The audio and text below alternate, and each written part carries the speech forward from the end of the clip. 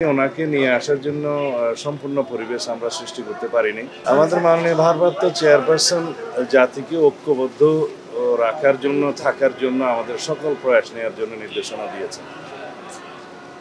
অন্যথায় ফ্যাসিবাদ বিরোধী শক্তি এবং তাদের দোসররা আশকারা পেতে পারে, সেটা আমরা বুঝতে পেরেছি। ইতিমধ্যে সেরকম বিভিন্ন কর্মকাণ্ড জাতি প্রত্যক্ষ করেছে। আর নির্বাচন তো আমাদের সবসময় প্রস্তুতি থাকে, একটা নির্বাচনমুখী রাজনৈতিক দল হিসেবে আমরা সবসময় নির্বাচনের জন্য প্রস্তুতি রাখি এবং পরিবেশ পরিস্থিতির মধ্য দিয়ে আমাদের সেই নির্বাচনের প্রস্তুতি প্রতিক্ষণই আছে। এখনো পর্যন্ত আমরা মনে করি ওনাকে নিয়ে আসার জন্য সম্পূর্ণ পরিবেশ আমরা সৃষ্টি করতে পারিনি। সংবিধান কবর দেওয়ার কথা বলা হচ্ছে, আপনারা বিএনপি কি মনে করেন? এগুলো ইতিমধ্যে আলাপ আলোচনা হয়েছে। সংবিধানকে কখনো কবর দেওয়া যায় না।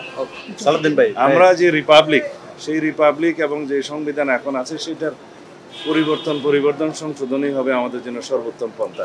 এ বিষয়ে আগেও কথা বলেছি। ধন্যবাদ।